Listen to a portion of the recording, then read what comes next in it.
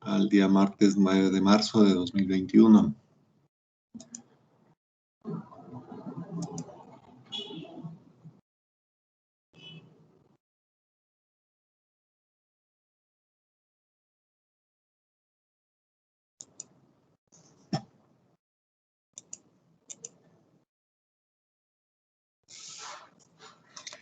Y entonces, antes de iniciar con el siguiente tema, les comunico que el próximo día miércoles ustedes tienen el examen final de la materia. Y como han estado preparando la clase en 9 horas semanales de su cuenta, entonces espero que ese examen les vaya muy bien y no tengan dificultades. Bien, nos corresponde ahora revisar algo sobre los denominados elementos optoelectrónicos.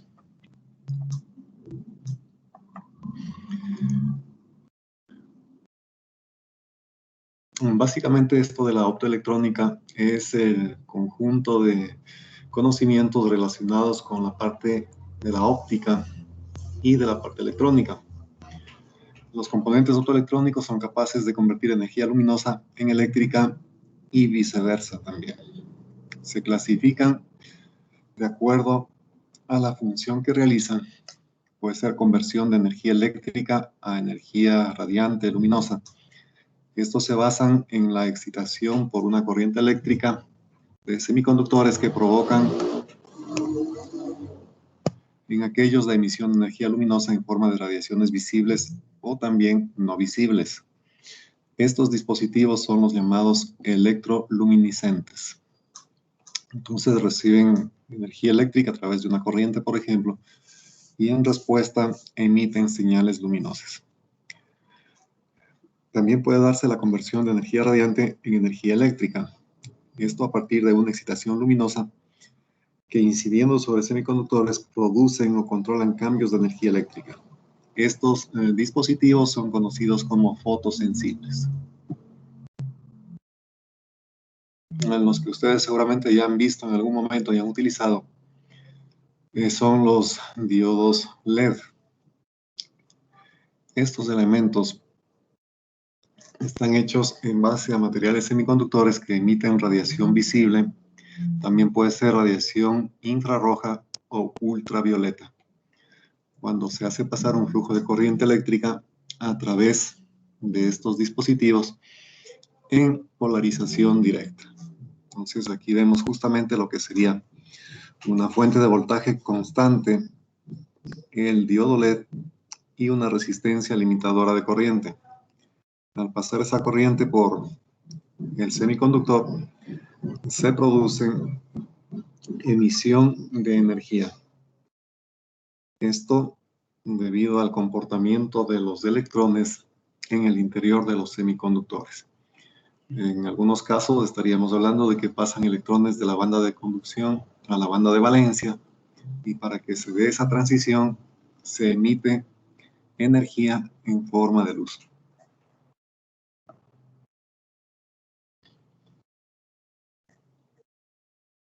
Bueno, su funcionamiento se basa en el fenómeno de la electroluminiscencia. En una unión PN en polarización directa, aumenta la difusión de portadores desde donde son mayoritarios hacia donde son minoritarios. En el entorno de la unión aparecen unos excesos de portadores que serán mayores cuanto más polarización directa se aplique.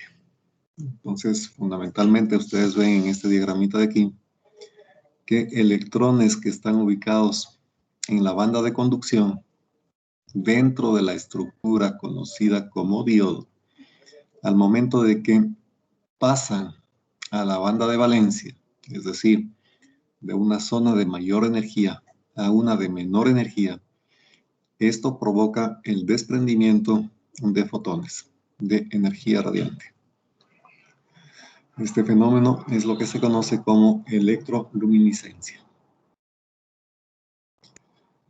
Bueno, ustedes conocen también de que en el espectro electromagnético hay una región que se conoce como la región visible. Fundamentalmente, esta región visible está en un rango de longitudes de onda comprendidas entre 0.4 y 0.7 micrómetros. Esta es la radiación que puede ser percibida por nuestros ojos. Cerca de esta región visible, al lado izquierdo tenemos la ultravioleta y al lado derecho la infrarroja cercana. Este segmento de la infrarroja cercana es generalmente utilizado por los sistemas de comunicación.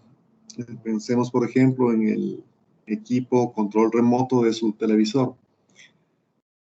Ese equipo está emitiendo radiación electromagnética en esta zona del espectro, en el infrarrojo cercano.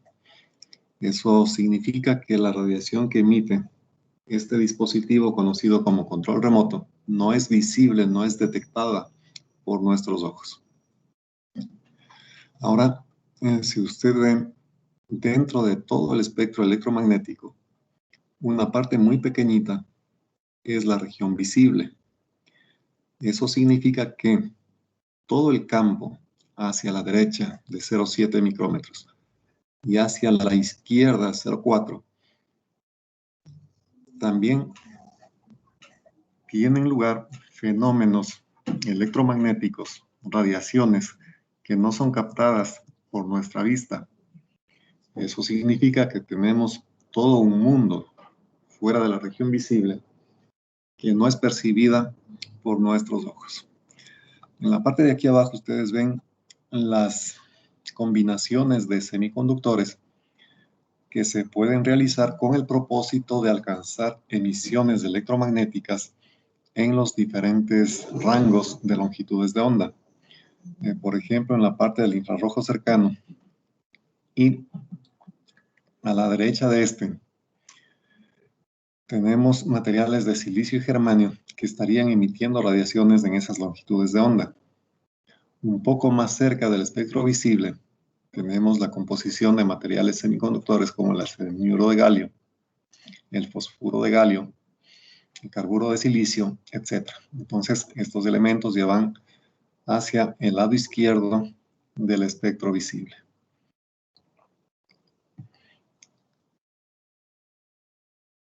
Bueno, aquí tenemos, de acuerdo al color que emiten o la radiación que están emitiendo los semiconductores, la caída de tensión que se produce entre los extremos de estos elementos. Entonces, para un diodo LED de arseniuro de galio, estaría trabajando en la franja del infrarrojo con longitudes de ondas cercanas a los 940 nanómetros y la caída de potencial que va a tener ese elemento estaría entre 1,8 y 2,2 voltios. Para el arseniuro o fosfuro de galio, en el rango del color rojo, 630 nanómetros, también la caída de tensión sería de 1,8 a 2,2. Para el fosfuro de galio, color verde, longitud de onda, 555 nanómetros aproximadamente, caída de voltaje de 2 a 3,5 voltios. Para el nitruro de galio e indio, color azul, 450 nanómetros, caída de voltaje un poco más grande de 3,1 a 3,2 voltios. Para compuestos del carbono, tenemos radiaciones en el rango ultravioleta, 400 nanómetros, caída de voltaje de 3,3 a 3,8 voltios. Y para LEDs de color blanco, la caída de voltaje sería de 2,8 a 3,6 voltios. Si es que se trata de dimensionar el circuito para trabajar con estos elementos, se debe poner en serie con el dispositivo una resistencia limitadora.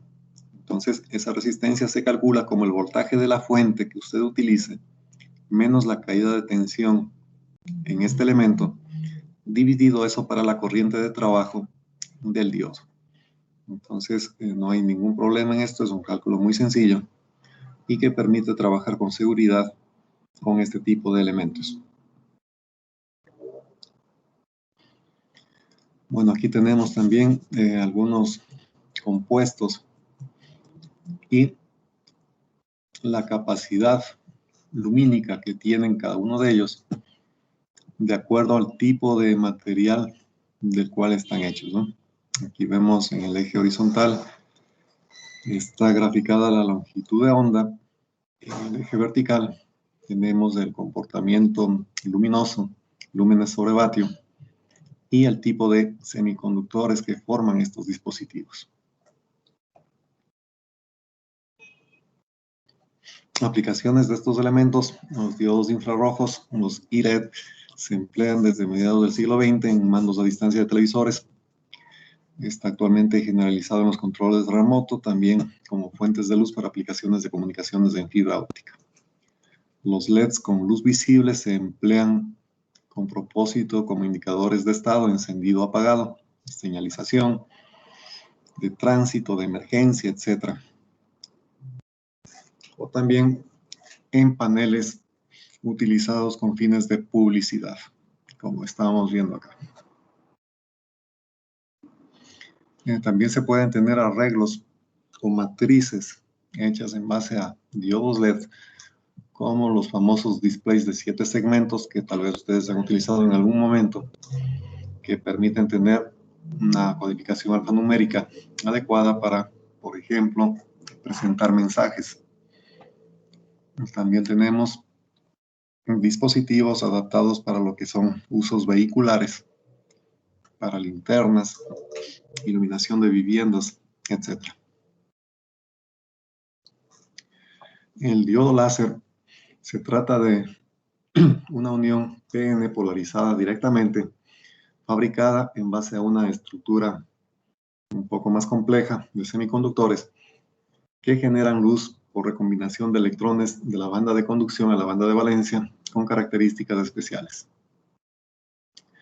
En estos diodos denominados láser, se trata de obtener fotones desde la fuente de la misma frecuencia, es decir, una especie de luz monocromática coherente, todos los fotones con la misma fase, alta direccionalidad, es decir, este es un haz muy concentrado de energía, de amplitud fácilmente modulable. La luz que se genera en una cavidad con gran densidad de fotones estimula nuevos procesos de recombinación que emiten más fotones en fase con los anteriores.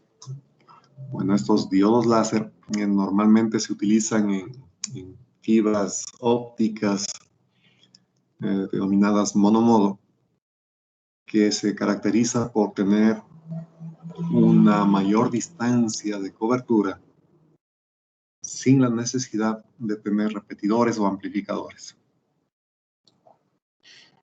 Otras aplicaciones se tienen, por ejemplo, en los equipos domésticos de DVDs, de CDs, Blu-rays, en donde prácticamente se tienen capacidades de almacenamiento que en los últimos tiempos han sido multiplicadas N veces.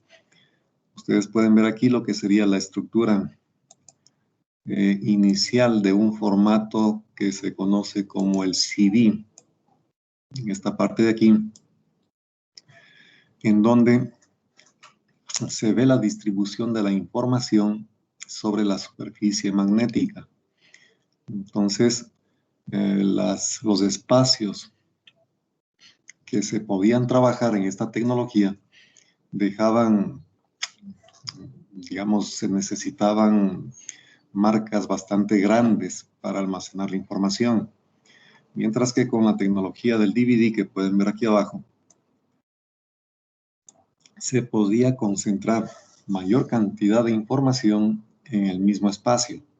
Esto porque la grabación de esa información se realiza con haces de luz mucho más concentrada. Entonces la tecnología ha ido avanzando de esta manera.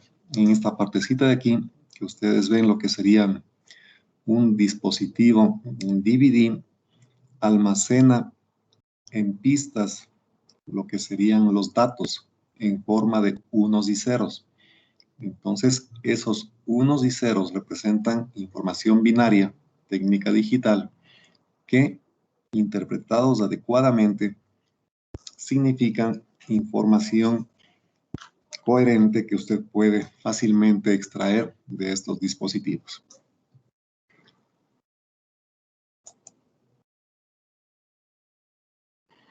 Bueno, otro dispositivo que también se utiliza en comunicaciones es el denominado fotodiodo, una unión de material P y material N polarizada inversamente, en la cual la corriente inversa está en función de la luz que incide en el fotodiodo.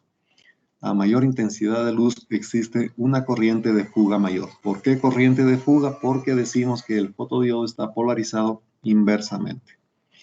Entonces, estos elementos son los que permiten, entre otras cosas, transformar la radiación enviada a través de una fibra óptica en señal eléctrica.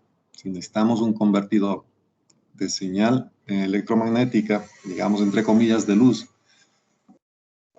en energía eléctrica, en corriente eléctrica. Eso lo hace a través de estos dispositivos conocidos como fotodiodos. Aquí vemos la característica del fotodiodo.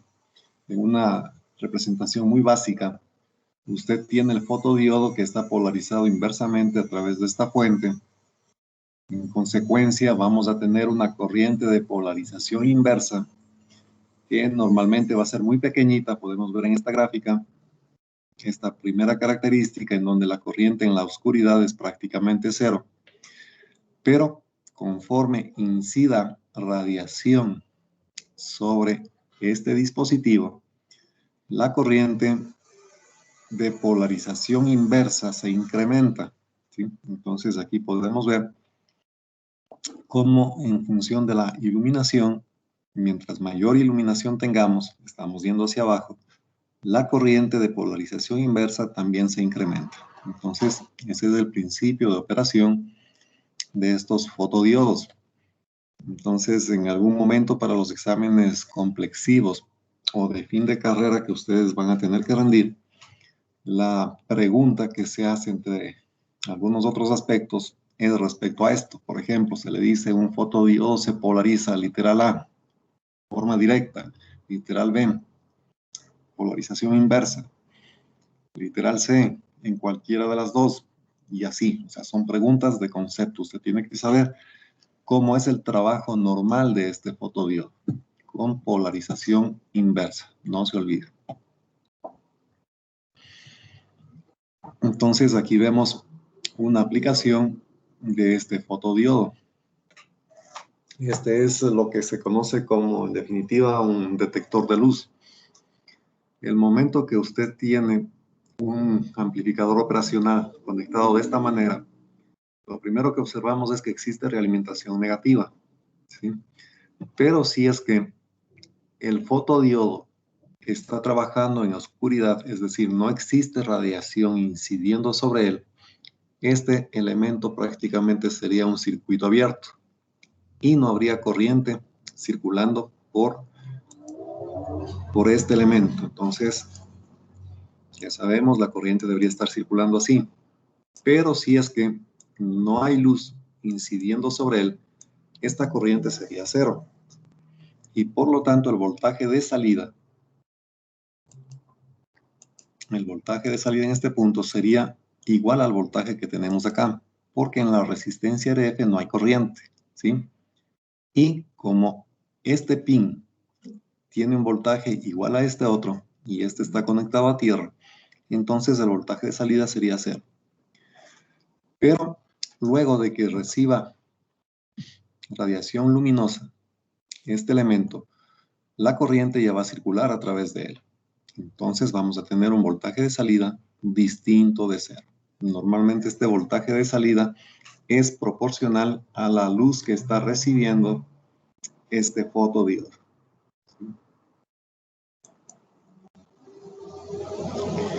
Otro elemento que también tiene un comportamiento similar es el denominado fototransistor. Este dispositivo es una combinación de fotodiodo que vemos justamente en la parte de la base. Aquí tenemos un fotodiodo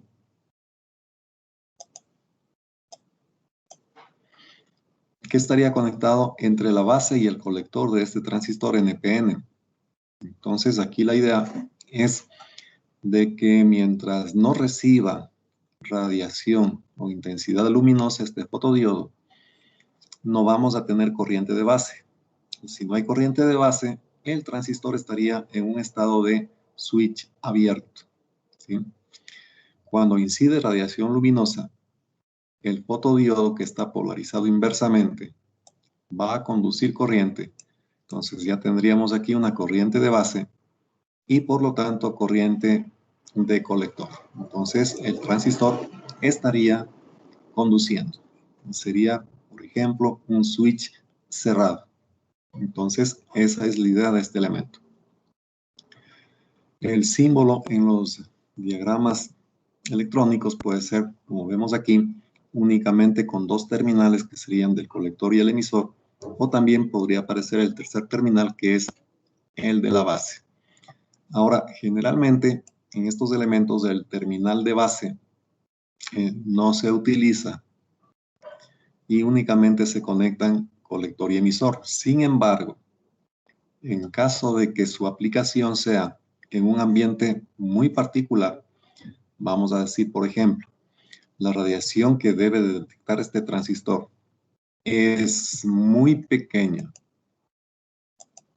y eso impide que se tenga por aquí la suficiente corriente para que el transistor conmute de un estado de apagado a un estado de encendido.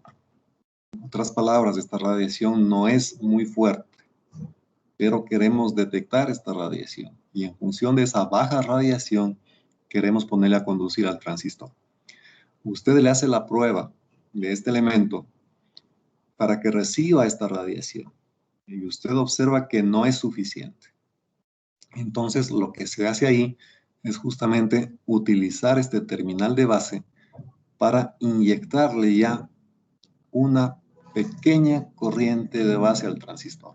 Le estamos prepolarizando, como quien dice. Eso significa que ya tengo, antes de que llegue luz, una determinada corriente circulando hacia la base. Pero esa corriente no es suficiente para que el transistor entre en conducción completamente. Entonces, ahora sí, al momento que llega la luz a este fotodiodo, esta corriente que baja se suma con la que hemos dado anteriormente y ya tengo la suficiente corriente en la base para que el transistor conduzca perfectamente. Entonces, utilizamos esa pequeña prepolarización cuando queremos detectar señales de radiación muy débiles. También se puede utilizar otro esquema que es el denominado foto-Darlington. Esto básicamente es la interconexión de dos transistores, como usted está viendo acá, en donde el emisor del uno se conecta con la base del otro y los colectores a la misma tensión. Entonces aquí, en definitiva, lo que tenemos es una corriente que baja por aquí, por el fotodiodo al momento que recibe radiación. Esa es la corriente de base para este transistor. Esta corriente de base le multiplica usted por el beta, ya sabemos esto, y se convierte en esta corriente de emisor. Esta corriente de emisor se suma con la otra corriente que viene desde este otro fotodiodo y me da una corriente mucho más grande de base para este transistor. ¿Sí? En consecuencia, aquí en el segundo transistor vamos a tener circulando una corriente de colector que sería beta veces la corriente de este segundo fotodiodo más la corriente de este emisor de acá. Entonces, usted puede darse cuenta fácilmente que aquí lo que se consigue es un efecto multiplicador. Si por un momento solamente se fija en esta corriente de base, aquí tendríamos beta veces corriente de base. Pero al venirnos acá, tendríamos beta cuadrado por la corriente de base. Entonces, estamos amplificando mucho más la corriente con este tipo de arreglos. Es una condición o una conexión que se conoce como Darlington. Se agregan aquí los fotodiodos para que actúen con incidencia de luz.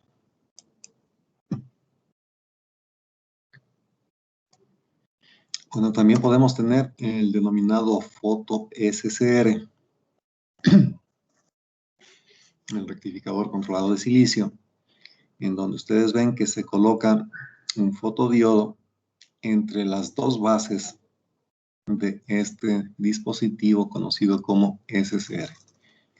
Entonces aquí ya no se va a necesitar precisamente de forma obligada la inyección de una corriente en la compuerta, porque al momento que este fotodiodo sea excitado a través de señal electromagnética, vamos a tener una corriente que bajaría a través de él.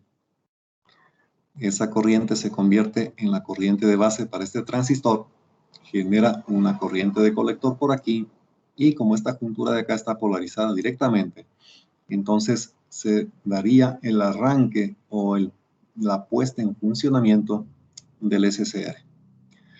De igual manera, si es que este dispositivo está siendo excitado con una radiación que no es muy fuerte, usted probablemente necesite asimismo prepolarizarle a la compuerta, darle una pequeña corriente adicional para que, sumada con la que llegue a producir esta radiación, le ponga a conducir a este dispositivo.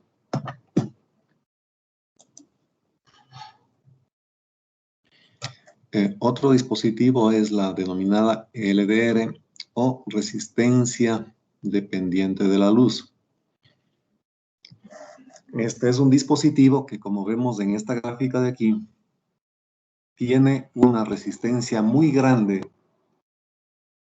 cuando prácticamente no recibe luz, y conforme la luz incide sobre ella cada vez con mayor intensidad, su resistencia eléctrica va disminuyendo. Entonces existen varios modelos de este tipo que se pueden encontrar en el mercado, y una de las aplicaciones es esa famosa alarma que usted encuentra en muchos locales comerciales. Cuando usted ingresa, suena una alarmita. Es un detector de sombra, en definitiva, lo que usted tiene allí. Entonces, por ejemplo, ¿qué pasaría en este circuito? Usted tiene una carga, tiene un transistor, y la resistencia está en esta parte de la base. ¿Cómo trabajaría esa carga?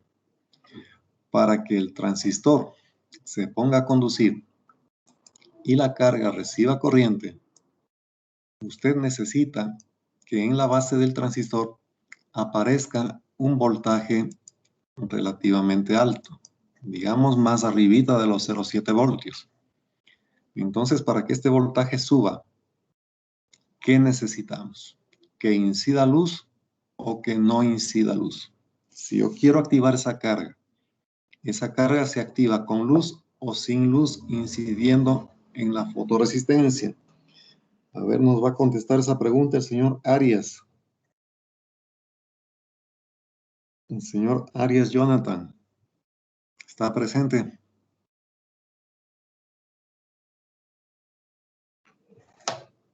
No está presente, le ponemos una faltita. Señor Byron Askin.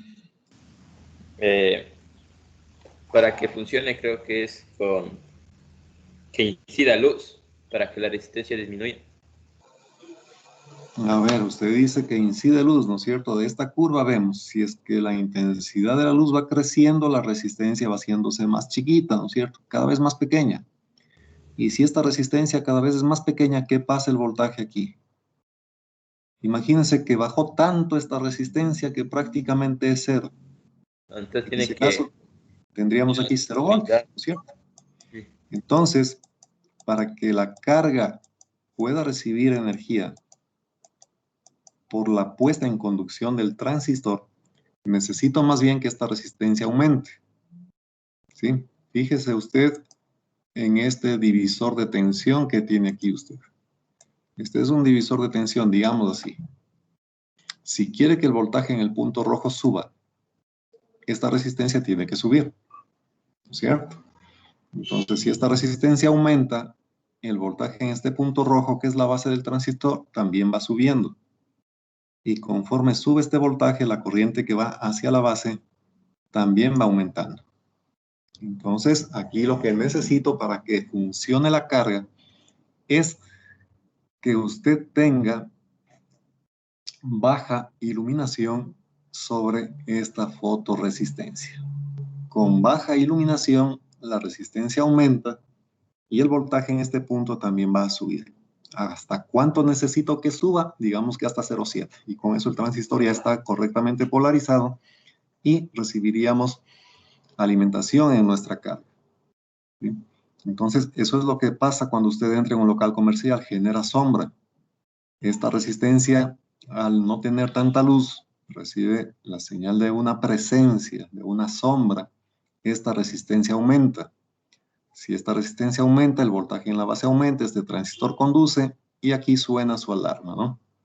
Entonces, eso es lo que se tiene en esos locales comerciales. Un circuito pequeñito como este, simplemente con una fotorresistencia y un circuito, un sistema de aviso, que puede ser un tono, un pito, cualquier cosa de esas, ¿no?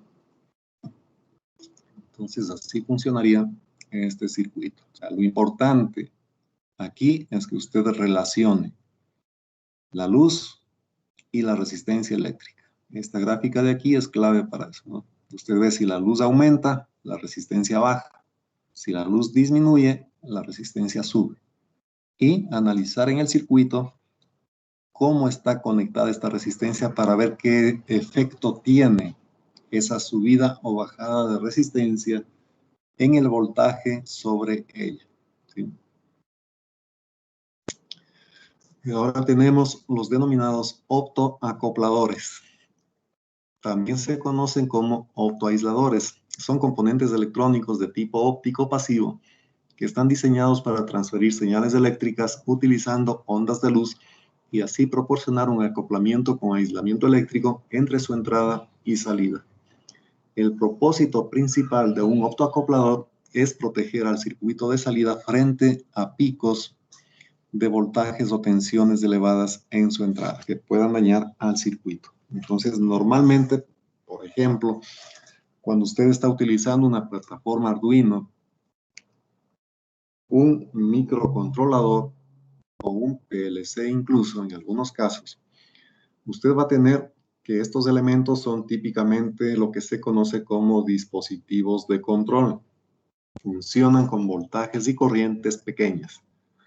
Pero, ¿qué es lo que van a controlar estos elementos? Van a controlar normalmente circuitos de alta potencia, altas corrientes, altos voltajes. Entonces, entre el circuito de control y el circuito de potencia, usted debe tener un cierto tipo de aislamiento para que, en el caso de presentarse un fallo en el sistema de potencia, no afecte al sistema de control. Eso se puede hacer a través de estos optoacopladores. Aquí vemos lo que sería un optoacoplador típico. Tienen 4 patitas. Entre las dos, entre el terminal 1 y 2, tenemos un diodo LED. Y entre el 3 y el 4, en este caso, un fototransistor. Entonces, cuando entre los terminales 1 y 2 se produzca circulación de corriente internamente dentro del chip, esta base del transistor recibe esa iluminación y haría que entre los terminales 3 y 4 prácticamente tengamos un cortocircuito. Es decir, este transistor se satura y cierra los terminales 3 y 4. Entonces, este es un ejemplo bastante sencillo de lo que sería el aislamiento de tipo óptico entre dos circuitos. El de control que estaría del lado izquierdo del chip y el de potencia que estaría en el lado derecho.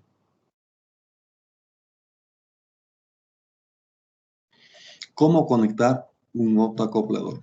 Vamos a ver, por ejemplo, para el caso del dispositivo 4N25, usted puede poner este código en el internet y obtener la hoja de datos. ¿Qué me interesa principalmente? la corriente de funcionamiento o corriente máxima de trabajo, que también se le llama, ¿no? Para este elemento, 60 miliamperios. El BF, que sería la caída de voltaje cuando está conduciendo, 1,3 voltios, esto para una corriente de 50 miliamperios. Si la corriente sube, este voltaje también va a subir un poquito, ¿no? El VR o voltaje inverso, máximo que puede aplicarse. Esto es para las protecciones.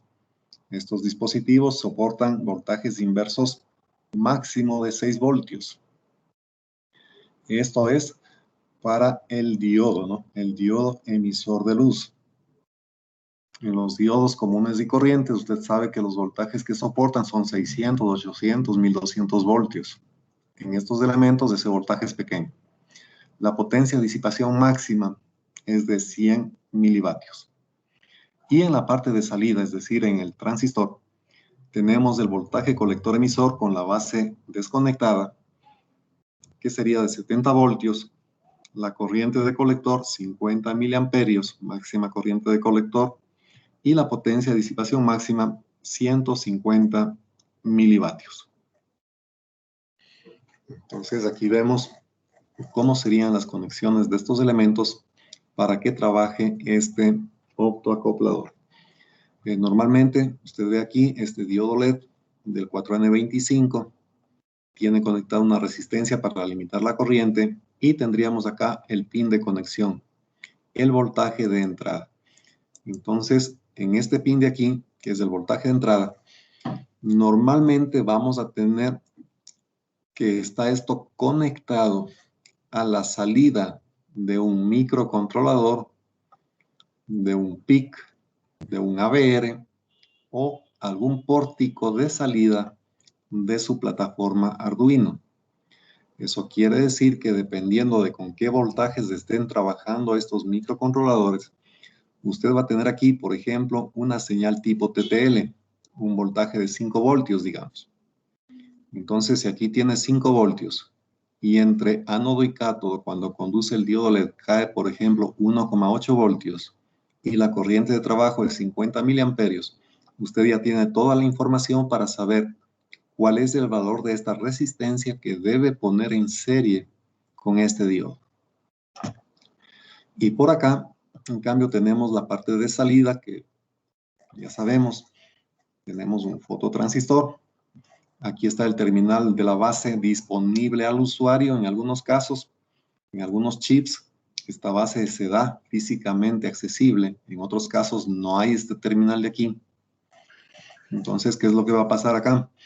Que usted tiene en la parte de salida, asimismo, un voltaje de entrada. Tiene que por aquí va a bajar una corriente de colector y genera un voltaje de salida sobre esta resistencia 2. Entonces, si usted conoce cuál es el máximo voltaje colector emisor y la máxima corriente de colector que puede estar circulando por aquí, ya podría saber cuál es el valor de esta resistencia para que el fototransistor no se dañe. Ahora, si es que estamos trabajando en corte y saturación para este transistor, cuando usted tenga, voy a dibujarle aquí, vamos a suponer que la señal de salida de su plataforma Arduino o Raspberry Pi o cualquiera otra que utilice, si su señal de salida estaba inicialmente aquí en bajo, un nivel bajo, aquí no hay voltaje en definitiva. Si no tengo voltaje aquí o tengo un voltaje de 0 voltios, no hay corriente circulando por el diodo LED. Si no hay corriente circulando por el LED, no incide luz en este transistor. Y si no hay luz, no conduce. Por lo tanto, el voltaje de salida, le voy a poner aquí correspondientemente con la señal de entrada. Esta señal de salida sería 0 voltios también, ¿no? Tendríamos ahí 0 voltios. Si es que ahora la señal de entrada cambia a un nivel alto, ya tenemos corriente circulando por el diodo LED, este transistor al recibir luz en la base se satura y el voltaje de salida sería igual al voltaje de entrada. Entonces aquí cambiaría el estado de la salida hacia un nivel alto. ¿Sí? Esa sería la gráfica del voltaje de salida en función de la señal de entrada que tenemos por aquí. Ahora bien, usted puede decir, pero ¿qué gano si es que la entrada cambia de 0 a 1, 0 lógico a 1 lógico, y la salida también está cambiando de 0 lógico a 1 lógico? ¿Cierto? Es la misma lógica que tenemos aquí. Simplemente lo que estamos haciendo es garantizando que cualquier problema que usted tenga con el circuito de potencia que va a conectar por acá, cualquier daño que se presente, ese daño no va a afectar a su PLC, a su PIC, a su AVR, a su Arduino, porque de por medio está aislamiento óptico. Entonces, estamos dando un nivel de seguridad al sistema de control que usted tenga por este lado izquierdo. ¿Sí?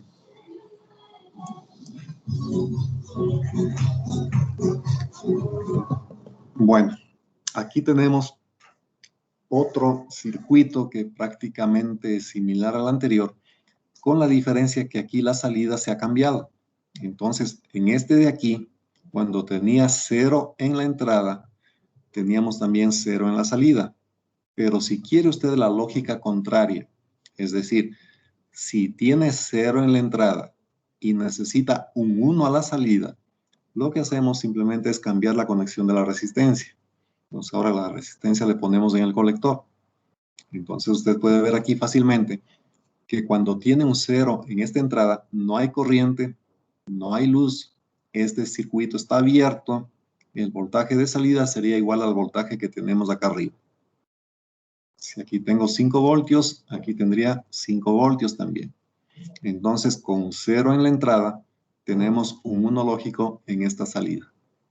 Y al revés, si usted le pone un nivel de voltaje alto en la entrada, hay corriente circulando por aquí, existe luz llegando a la base del transistor, este elemento se satura y la salida pasaría a prácticamente 0 voltios, un 0 lógico.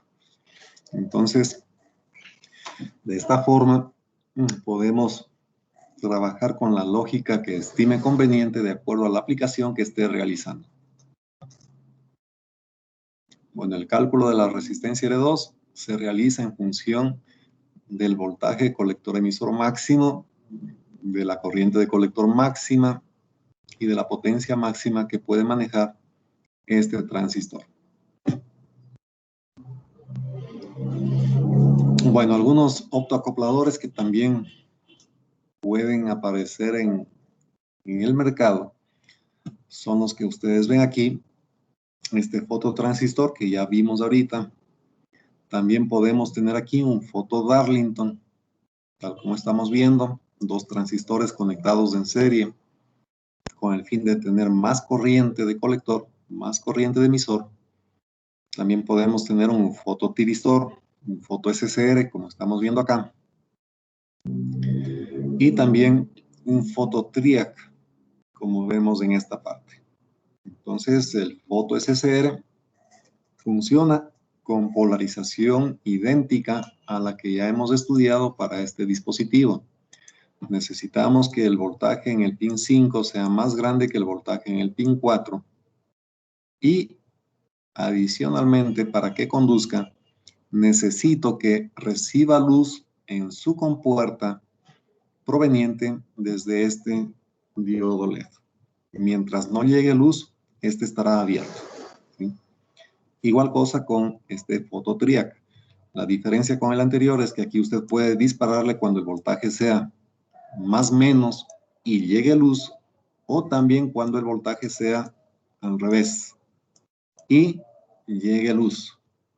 Entonces, en ambos casos, le dispararíamos a este fototriac.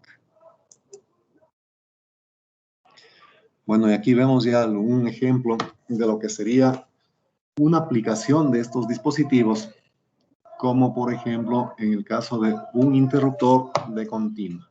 Analicen ustedes estos circuitos, el primero, el de arriba, y les voy a preguntar cómo funciona a alguno de ustedes. Analicen, por favor.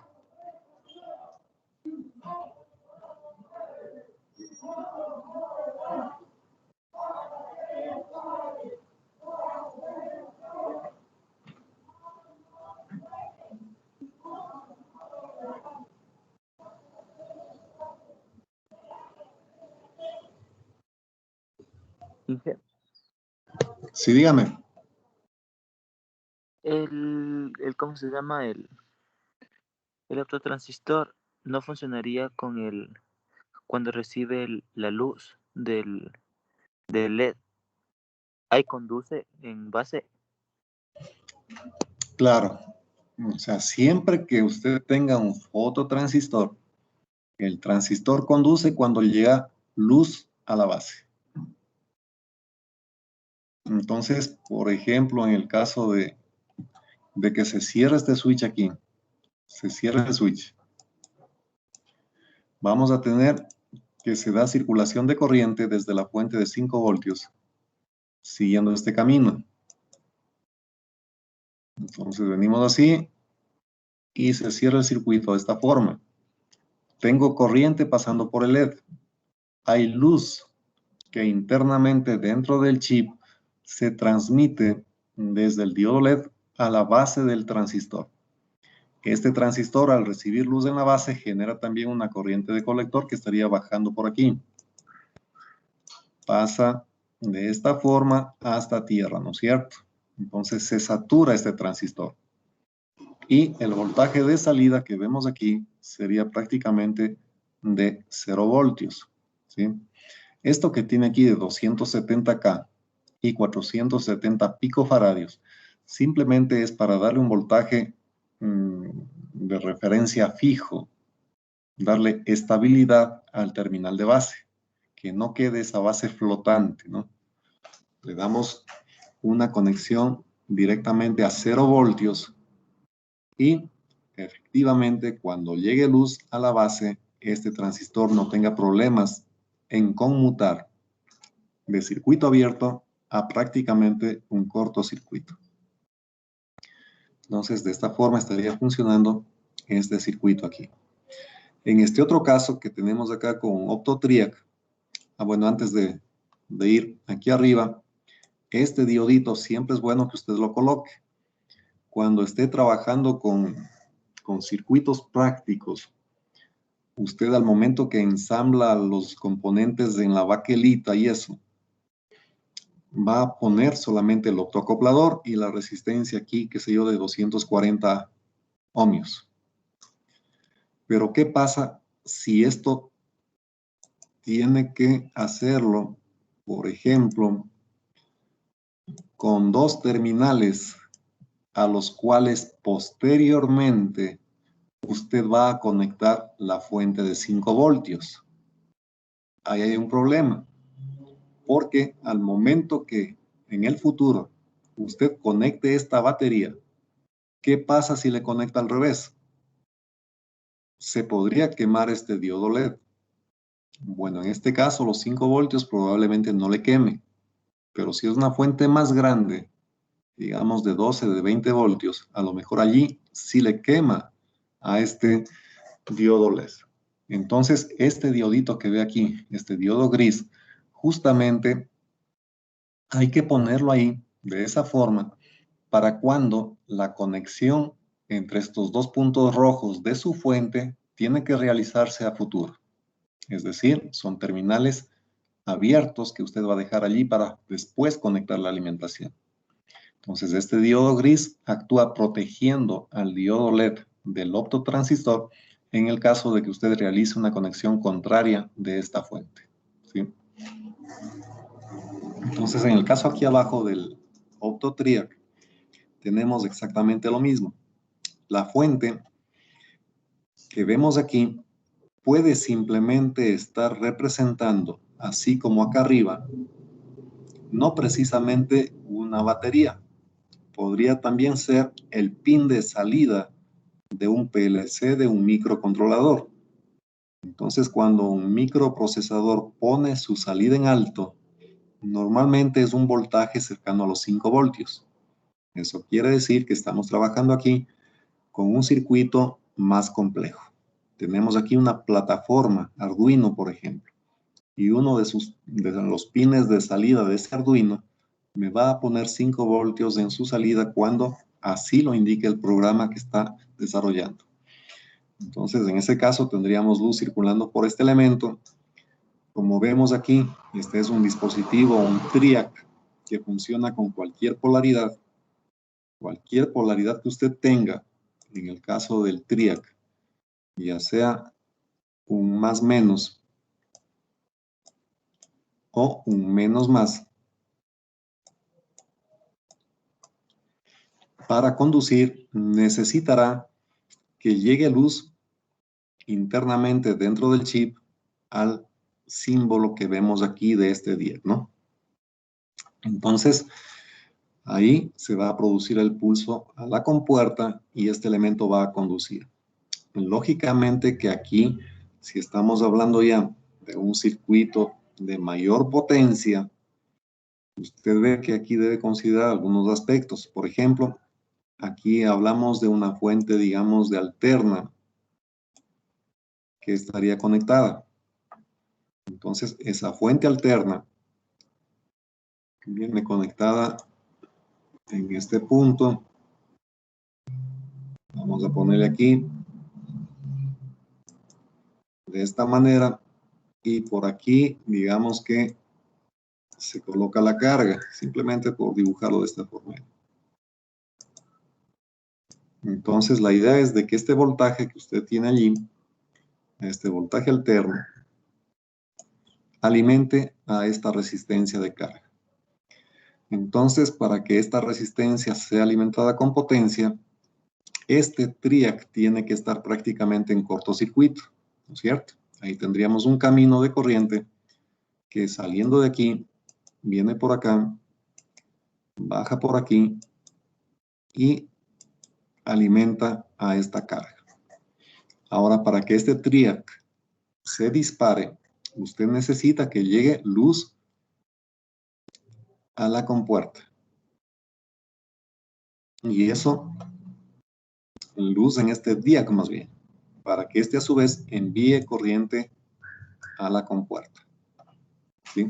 Entonces aquí hay que tener en cuenta que este DIAC está recibiendo alimentación también desde esta misma fuente, ¿no es cierto? Entonces, ¿qué va a pasar aquí? Cuando se cierre el camino a través del DIAC, estas resistencias que está viendo aquí de 56 y de 100 ohmios deben ser suficientes para que se limite la corriente a través del DIAC. Se limite esta corriente. Entonces, aquí habría que ver cuál es la máxima corriente que admite este dispositivo para que dimensione correctamente esta resistencia de 56 R básicamente. Aquí también estamos viendo que existen esta resistencia de 33 ohmios y el capacitor de 33 nanofaradios. Esto es lo que se conoce como un circuito Smoover. Es una red de protección para el TRIAC. ¿Por qué es una red de protección? Bueno, en esta explicación voy a suponer de que usted tiene la típica fuente, digamos pongamos por aquí, la fuente de 120 voltios a 60 hercios y va a trabajar con este valor. Entonces, ya su resistencia de carga va a estar por aquí y cerramos el circuito así. Ahora bien, ¿qué pasa cuando usted conecta esa fuente al circuito? Vamos a imaginar de que este es un switch. Y ese switch tiene que conectarse en este punto. ¿Sí? Al ser esta señal una señal de alterna, Voy a dibujarle por aquí.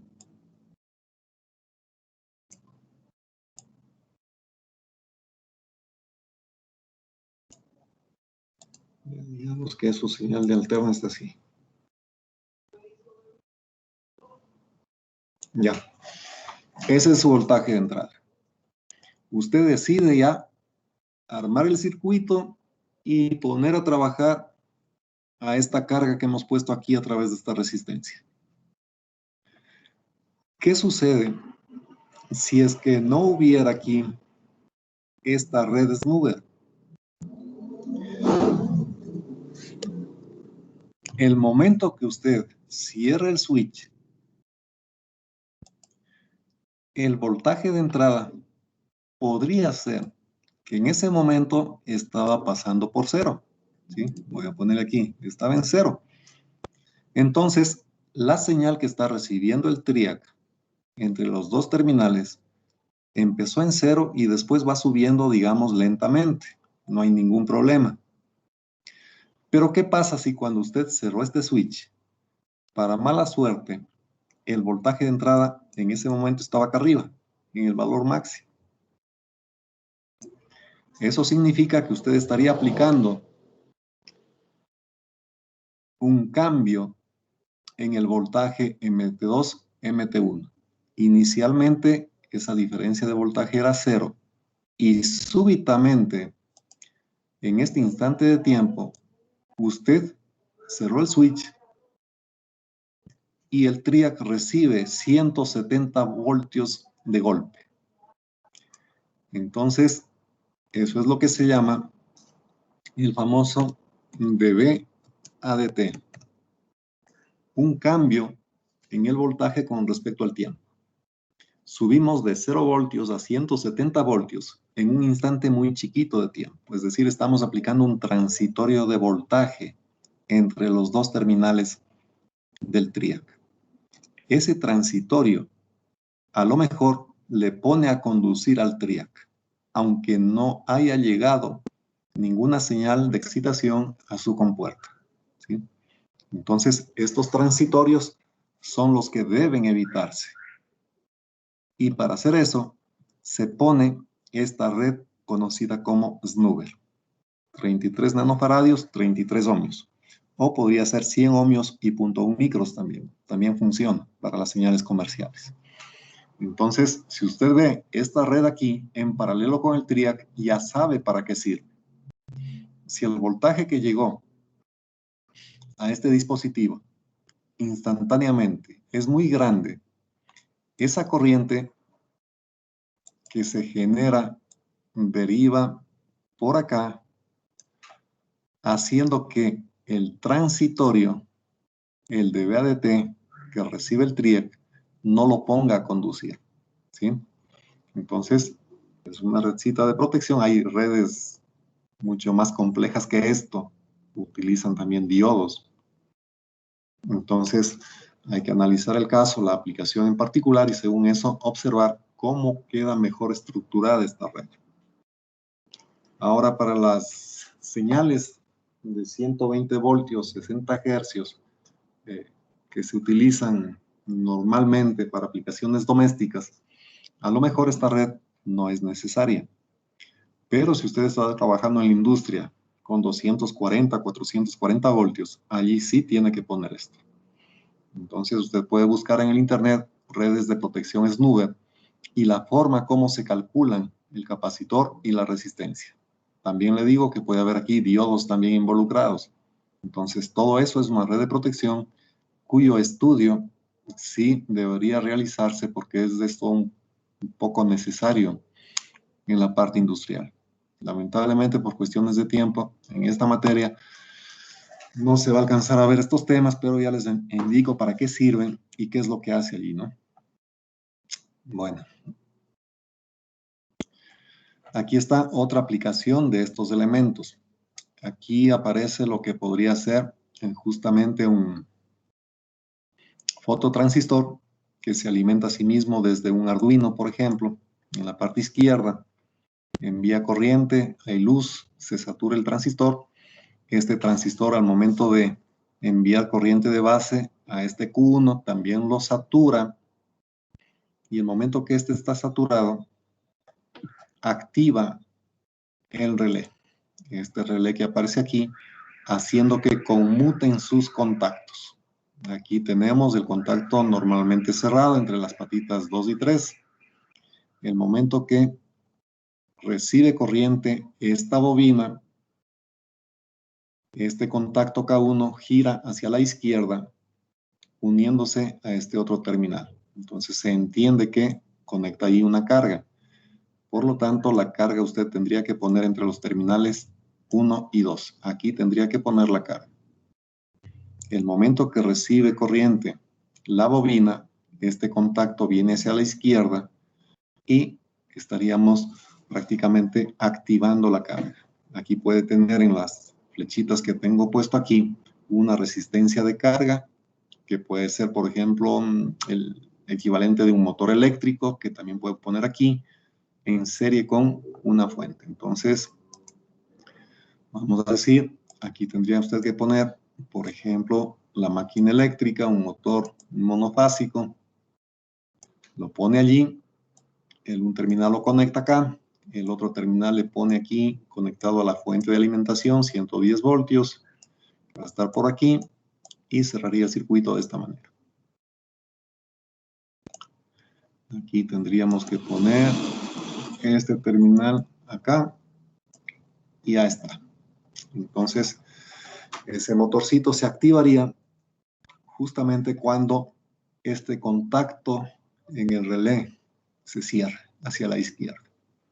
Entonces, el circuito quedaría prácticamente activado. Entonces, aquí usted puede ver claramente que en esta parte ya podemos estar hablando de una aplicación de algunas decenas de amperios y de algunos cientos de voltios en la parte de la derecha. Mientras que a la izquierda usted tiene lo que sería la placa Arduino, en donde tiene almacenada la lógica de control de la carga que estaría por acá. Este diodo que usted ve aquí en rojo, este diodo 1, es justamente para proteger al transistor Q1. El momento que hay corriente circulando por aquí, tenemos corriente circulando por esta bobinita. Como usted sabe, si es corriente continua, esta bobina almacena energía. ¿Cómo es la ecuación para almacenamiento de energía? En esta bobina, un medio de L por I al cuadrado, ¿no es cierto? Si se acuerda de eso. Entonces, al momento que se corta la luz acá, el Arduino mandó la señal de apagado, por ejemplo. Ya no tengo luz. Este transistor deja de enviar corriente a Q1. Este transistor Q1 también se abre, ya no tengo corriente bajando por aquí. Sin embargo, esta bobina almacenó energía. Entonces, cuando ya deja de conducir el transistor Q1, aquí usted va a tener energía almacenada que se traduce en definitiva en un voltaje con esta polaridad. Y esa energía tiene que ser manejada a través de este diodo. ¿Sí? Entonces, esa energía se disipa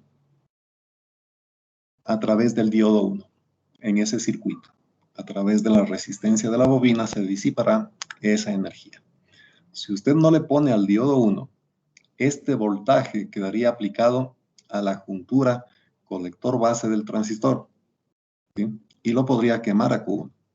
Entonces, siempre que usted tiene cargas inductivas como aquí, debe poner un diodo de esta forma para protección del transistor Q1. ¿Sí?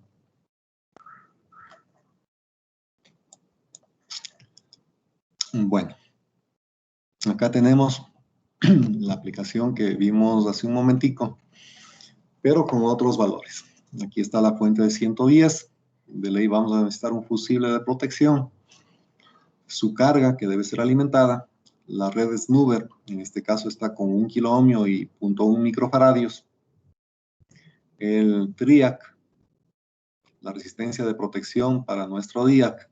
Aquí está el optoacoplador, un optodiac. Y la alimentación desde el circuito de mando. Entonces, asimismo, cuando el voltaje que manda el pórtico de salida de un Arduino es uno lógico, tenemos corriente circulando por 330 ohmios. Esa corriente genera luz a través de este diodo. Este DIAC genera corriente que alimenta al TRIAC y este elemento se pone a conducir. Se pone a conducir y los 110 voltios quedarían prácticamente en paralelo con la carga. La carga recibiría alimentación. Entonces, de esa manera estaría funcionando este circuito.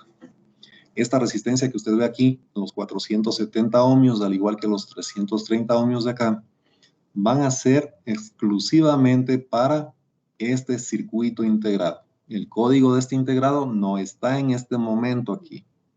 Por lo tanto, usted tiene que observar que si en algún momento necesita un circuito de este tipo, lo primero es observar en los datos del manual para este dispositivo optoacoplador cuál es la corriente máxima que puede circular por el DIAC, cuál es la corriente máxima que puede circular por el diodo, y en función de eso determinar el valor de esta resistencia que aquí está como 470 y de esta otra que está como 330 ohmios. ¿Sí?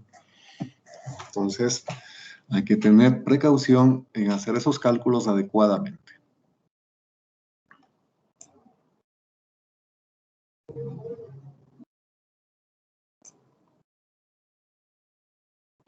Bueno, y este es otro circuito que se conoce como un detector de cruce por cero. La idea es de que usted tenga sincronía entre un circuito de disparo y la señal eléctrica convencional. ¿Sí? Recuerde usted que cuando vimos que el SCR o el TRIAC lo que hacen es controlar el ángulo de disparo, más bien en función del ángulo de disparo, dejar pasar la señal eléctrica a su carga. ¿Sí? Vamos a suponer que para esta onda tenemos inicialmente 0 voltios aplicado a la carga. Dámosle con color negro.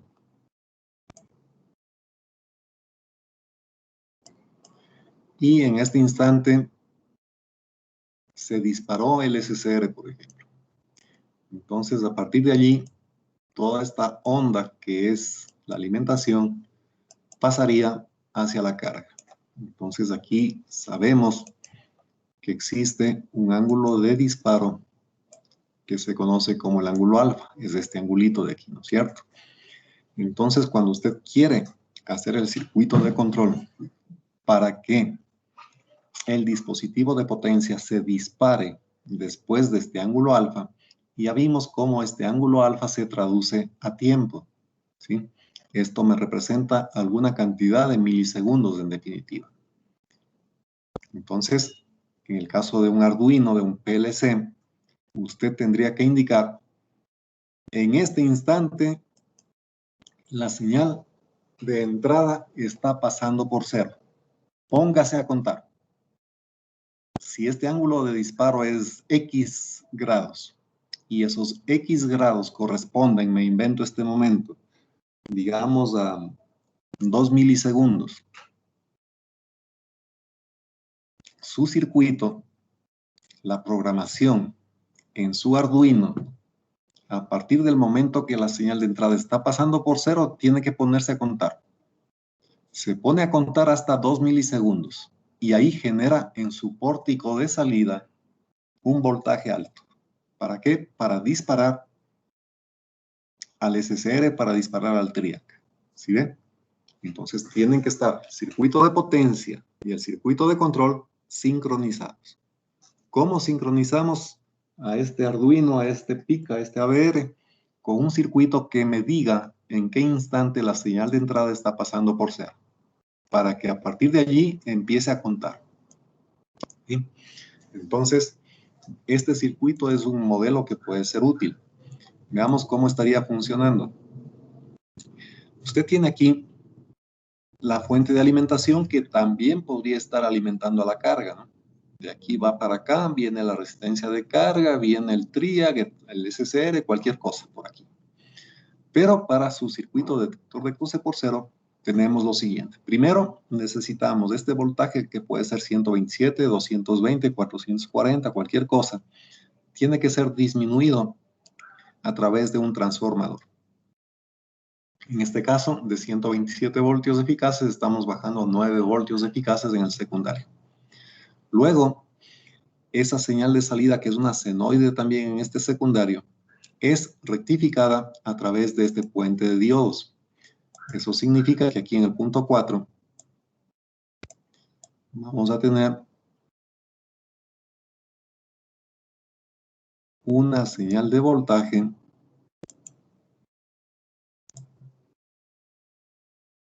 que va a estar así. Es un rectificador de onda completa el que tenemos allí, ¿no? Ya tenemos esta señal aquí en el punto 4. Ahora, ¿qué es lo que pasa? En la parte del optoacoplador hay el fotodiodo y el fototransistor. Nada que hacer. Ahora, ¿cuándo va a estar conduciendo este diodo? Diríamos, ese diodo va a estar conduciendo mientras aquí tenga un voltaje positivo, ¿no es cierto? Entonces, vemos la gráfica de aquí arriba y es fácil entender que prácticamente este diodo LED está conduciendo para todo instante de tiempo, excepto en estos puntos cuando el voltaje de entrada se hizo cero. Excepto en esos puntos, el diodo siempre va a estar conduciendo. Eso significa que si el diodo siempre está conduciendo, en este pin, que es el colector, la salida que usted va a aplicar al circuito de control, usted va a tener aquí un cero lógico, ¿sí? Un cero lógico. ¿Por qué razón? Porque el transistor está saturado en todo instante de tiempo mientras conduce el LED. Aquí va a tener un cero lógico, el mismo voltaje que tenemos en el emisor, ¿sí? Ahora, cuando estemos en los puntos en rojo que está viendo aquí, el voltaje en el punto 4 vale 0. Quiere decir entonces que justo aquí, en los puntos en rojo, al ser el voltaje 0, el diodo deja de emitir luz. El transistor se apaga. ¿Y qué voltaje vamos a tener aquí en su colector? Si el transistor se apagó en ese instante, el voltaje de este punto es igual al voltaje que tengo acá arriba, es decir, un 1 lógico, ¿sí? Entonces, este circuito lo que está haciendo en definitiva es generando pulsos que son niveles altos, justamente aquí, aquí, acá y acá. Ahí vamos a tener pulsos altos en el colector del transistor. ¿De qué amplitud? De 5 voltios, lo que usted tiene aquí, porque no hay conducción de corriente a través del transistor. Entonces, el voltaje de este punto que estaba en 0, ahora sube a 5. Entonces, tenemos estos impulsos. Entonces, este impulso ingresa a la patita de entrada de su PIC, de su PLC, de su ABR, etc. El ABR, el PIC o el PLC detecta que por este pin de entrada hay una señal en alto y el programa, al recibir esta señal en alto en ese pórtico, empieza a contar. Empieza a contar 1, 2, 3, 4, 5 milisegundos y después de haber pasado el tiempo que corresponde al ángulo de disparo, genera en el pórtico de salida de ese PIC, de ese ABR, de ese Arduino, de ese PLC, también una señal en alto. Y esa señal en alto transmite la corriente al SCR, al triac, a su compuerta, y lo pone a conducir. ¿Sí ven? Entonces, de esa manera, hacemos la sincronización entre lo que sería el circuito de control y el circuito de potencia. Bien, ¿alguna pregunta hasta allí?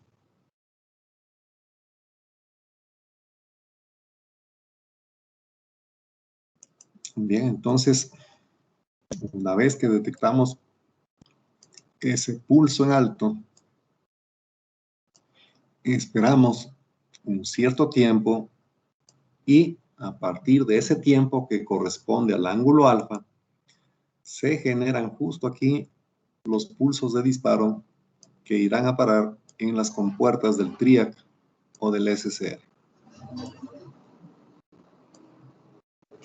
Entonces, de esta forma, hacemos la sincronización de circuitos digitales con lo que sería la red eléctrica convencional.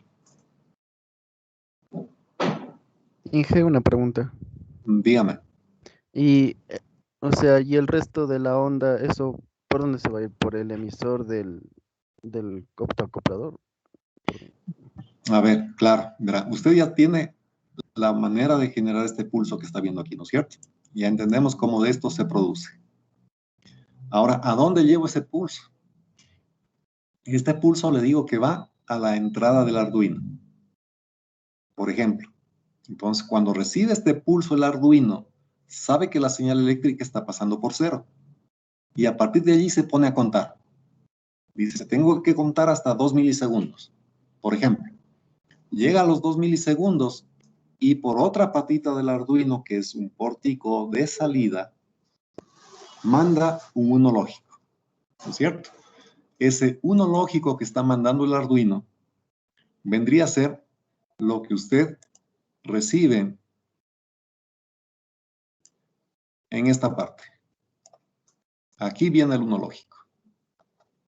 Ese 1 lógico manda corriente al diodo, este diodo manda luz al DIAC, este DIAC manda corriente eléctrica, perdón, a la compuerta del TRIAC y se dispara este elemento.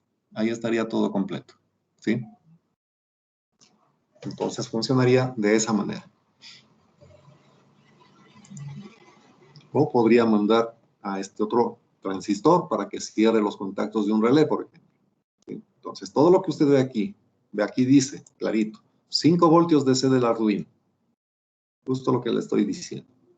Entonces, acá llegaría la salida del Arduino para activar mi carga que está por acá. O podría ser esto de aquí también. Estos 5 voltios viene a ser la patita de salida del Arduino. ¿Sí? Igual aquí. Bien.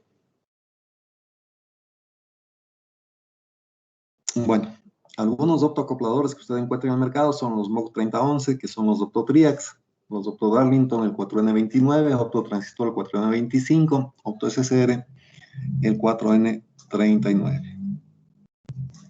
También tenemos otro tipo de dispositivos ópticos que se utilizan, por ejemplo, para contar, generar pulsos. Por ejemplo, este circuito que ven aquí tiene en una columna lo que sería el fototransistor que está viendo aquí, patitas 3 y 4, y en la otra columna el diodo LED. Entonces, ¿qué es lo que va a hacer este elemento? Usted va a tener, por ejemplo, aquí algún elemento que obstaculiza la luz. El momento que pase ese elemento por aquí, impide el paso de la luz y la salida conmuta, ¿no es cierto? El transistor se apaga, como quien dice, generándome un 1 o un 0 lógico, dependiendo de cómo tenga conectado aquí el colector y el emisor. Mientras usted pone el obstáculo, no hay luz. Entonces no hay enlace entre este diodo y el transistor. El transistor se apaga. Pero si el obstáculo de aquí desaparece, la luz fluye y conmuta el transistor. Si la salida antes era un 1 lógico, ahora será un 0. Y al revés, si era un 0, ahora es un 1. ¿Sí? Entonces, normalmente una aplicación podría ser, por ejemplo, para detectar a través de este dispositivo la velocidad de giro de un motor. Si usted simplemente le acopla al eje del motor una placa metálica o de plástico, por ejemplo, con un orificio y la monta de tal manera que pase esa placa por aquí, este dispositivo va a contar, va a detectar la velocidad en definitiva, va a generar un tren de pulsos de unos o ceros lógicos cuando el orificio deje pasar la luz. Y si utilizamos una base de tiempo, en función de esa base de tiempo, contamos cuántos pulsos se dieron, usted ya tendría la velocidad de giro de ese motor. ¿Sí? Entonces, es una aplicación.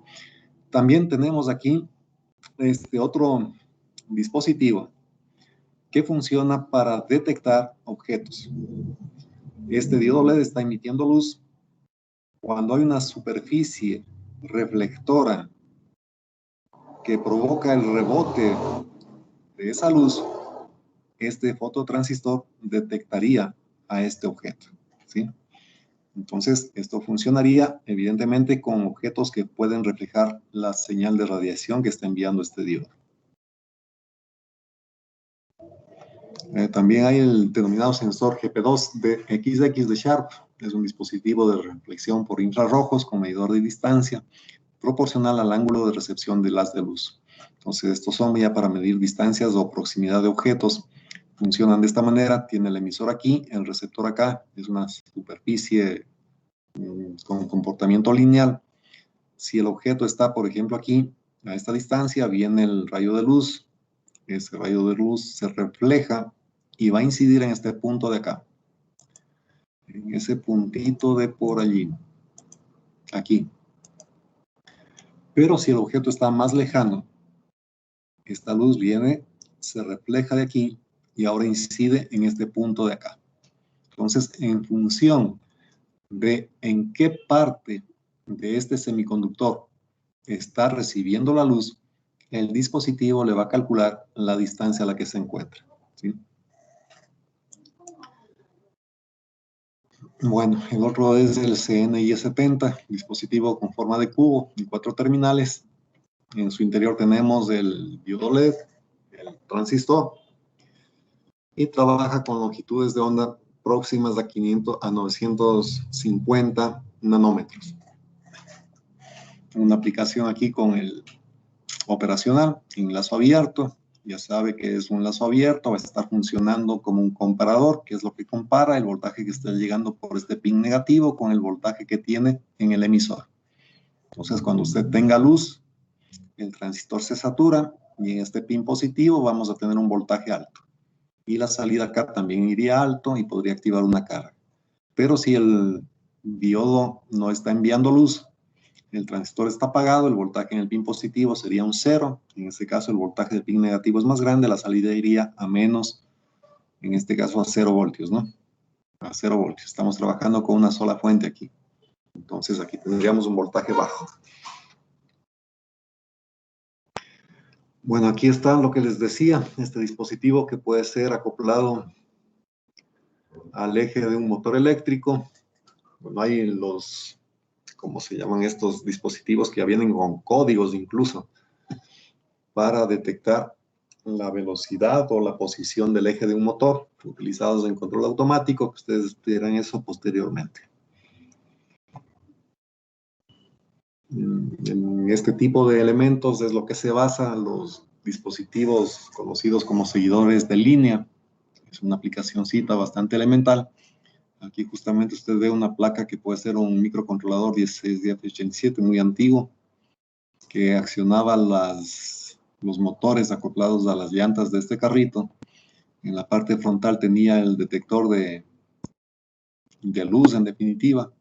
Mientras la señal que venga sea el color negro, las llantas permanecen en la misma dirección. El momento que se desplaza hacia un costado tendría reflejo, tendría luz.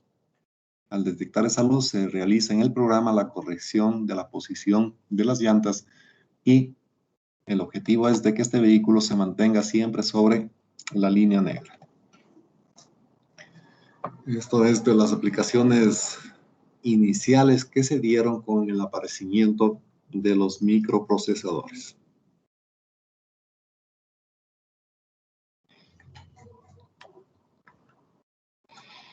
Bueno, y finalmente tenemos los LED, los polímeros emisores de luz, que tienen en la actualidad muchísima aplicación en todo lo que son objetos como relojes, las tablets, los dispositivos de visualización. Esta tecnología es prácticamente desde los años 1989 que ya empezaron a probarse, como ustedes ven aquí, en relojes de mano, de muñeca, y se pueden ver con alta definición prácticamente las imágenes que serían de un televisor común y corriente.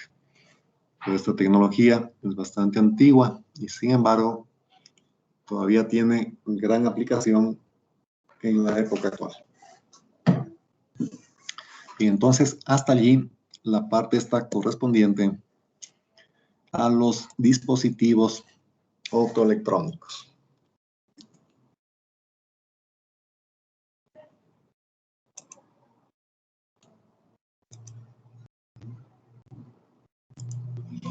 Bien, voy a ponerles a continuación lo que se requiere para el siguiente tema que debemos estudiar,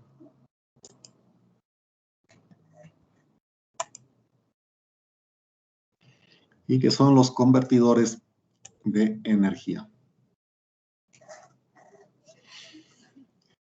Los conversores de energía eléctrica realmente son los que han hecho posible que muchas aplicaciones industriales puedan ser llevadas a cabo y también aplicaciones domésticas. ¿Por qué es necesario convertir la energía eléctrica? Simplemente adaptación entre generación, transmisión y distribución. Los equipos eléctricos tienen distintas características. Los procesos industriales emplean la energía de diferente manera. Entonces ustedes ven que, por ejemplo, en la actualidad en nuestro país se están utilizando ya las torres de transmisión de 500.000 voltios. Entonces, mientras mayor es el voltaje con que se transmite la potencia, las pérdidas son menores. Antes teníamos las redes de 220.000 voltios, me parece, o 230.000 voltios, que para esa época eran suficientes en nuestro país. Pero a medida que la densidad de consumidores aumentaron en las grandes ciudades, se vio la forma de reducir las pérdidas de transmisión y entonces se idearon o se llevaron a efecto las famosas redes de transmisión de energía de 500.000 voltios, que en otros países ya existían mucho antes. Pero aquí también ya las tenemos. Por ejemplo, aquí vemos una aplicación en lo que serían los trenes de alta velocidad, normalmente trenes de levitación magnética, que necesitan sistemas energéticos muy específicos para poder operar. Estos buses o trenes de alta velocidad pueden ir hasta, bueno, ya van, más bien dicho, hasta 500 kilómetros por hora. Se utilizan estos medios de transporte en China, en Japón, en Alemania, y en pequeña escala, prototipos que funcionan en base a levitación magnética se han probado y han alcanzado velocidades cercanas a los 2.000 kilómetros por hora. Esto realmente es impresionante. También necesitamos convertir energía para que funcionen motores eléctricos, los vehículos eléctricos o los híbridos que se llaman. También en las centrales de generación de energía o también en aplicaciones domésticas como para el uso de los computadores personales o de escritorio. También para activar o para dar facilidad de manejo en los grandes camiones que pueden cargar toneladas de material. Utilizan sistemas con motores eléctricos especiales para el impulso de esas cargas enormes. Los convertidores estáticos de potencia. Estos convertidores realmente pueden ser desde lo que usted está viendo aquí, un simple adaptador para alimentar un celular o una tablet, una fuente para un computador o sistemas de alimentación para redes de computadores, o esta cuestión de aquí que usted está viendo como unos armarios ya bastante grandes que podrían representar lo que son realmente los cicloconvertidores en la vida real. Equipos que convierten señal alterna en continua y de nuevo de continua a alterna. Entonces hay una cantidad de topologías de estas estructuras convertidoras que se conocen como convertidores estáticos. Los principales o los que se estudian en la práctica son los convertidores de alterna a continua. Es decir, usted tiene una señal de alterna como alimentación cuya frecuencia y amplitud es constante y obtiene como respuesta, como señal de salida, una amplitud constante, pero que puede ser variable, ¿sí? Usted puede cambiar la señal de salida de continua en este rectificador. Bueno, algo hemos visto nosotros ya de los rectificadores y veremos algunas aplicaciones un poquito distintas para que profundicemos algo sobre este tipo de conversión. Luego tenemos la inversión, los inversores. Los inversores lo que hacen, en cambio, es a partir de señales de continua, generar señales de salida, normalmente muy parecidas a una senoide, en donde la amplitud y la frecuencia puede ser fácilmente controlada. Luego tenemos la conversión de continua a continua. Esto es, a partir de una amplitud fija como alimentación, usted puede tener una salida regulable, una señal constante, pero que puede tener amplitud distinta, ¿no? Y luego tenemos los convertidores de AC a AC.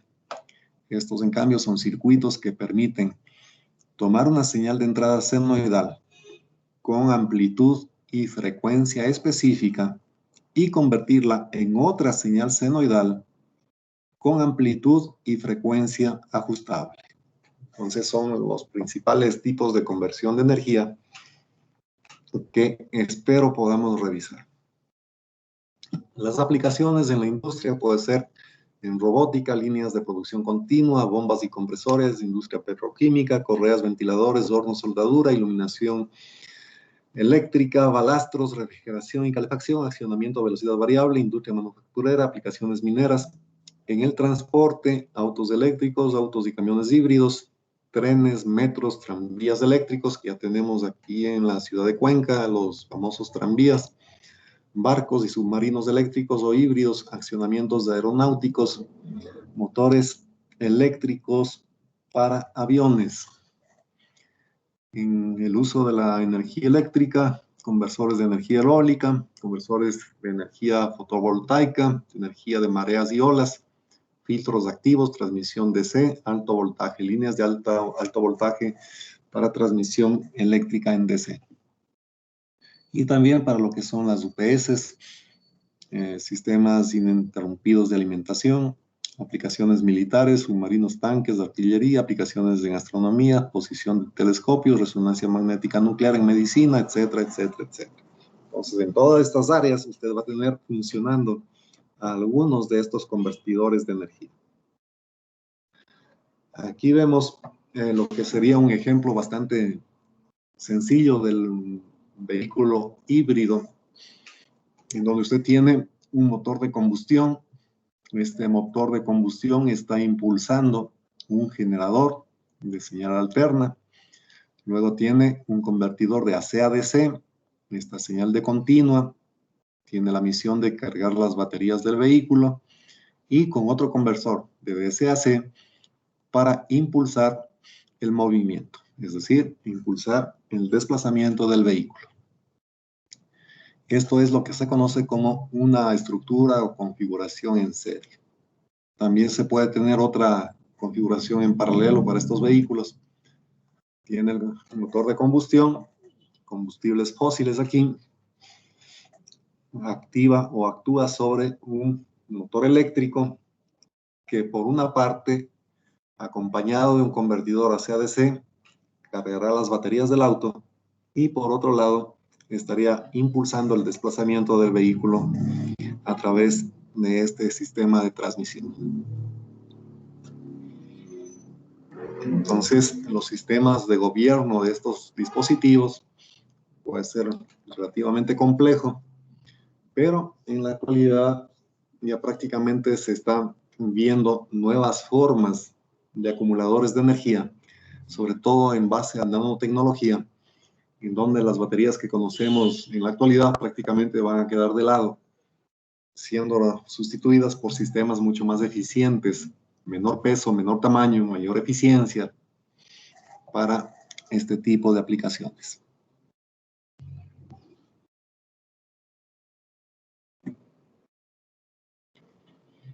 Bueno, en las aplicaciones de los convertidores AC/DC, usted tiene en todos estos equipos que ya conocemos, las famosas fuentes que alimentan impresoras, equipos de audio, de video, computadores, cámaras fotográficas, las tablets y otros dispositivos en la actualidad.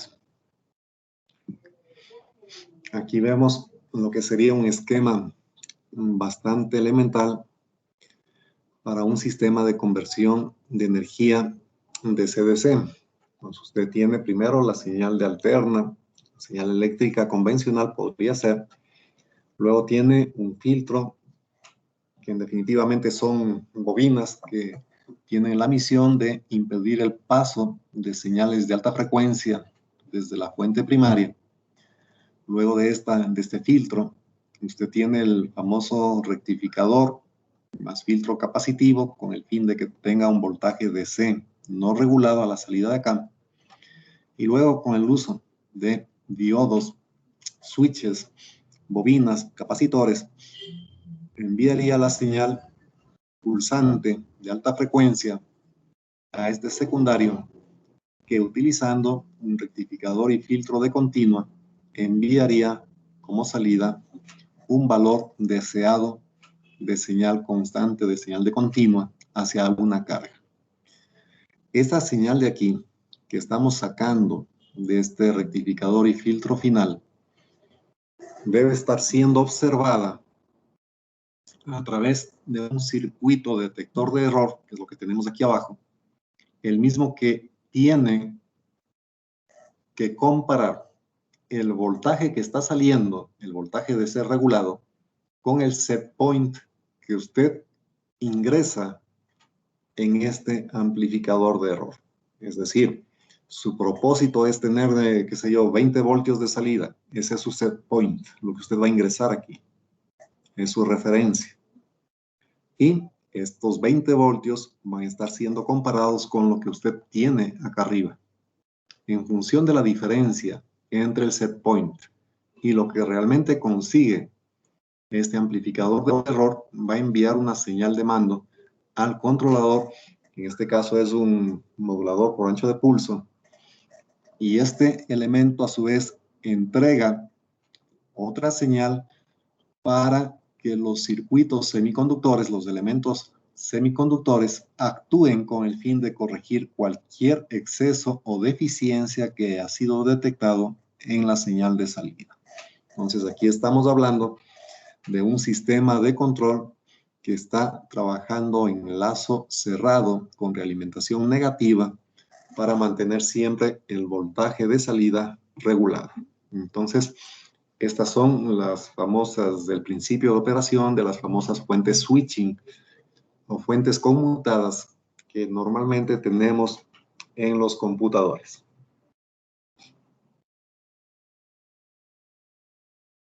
En este caso también hay que mencionar que estos transformadores que se utilizan acá son transformadores con núcleos especiales que permiten trabajar precisamente en altas frecuencias.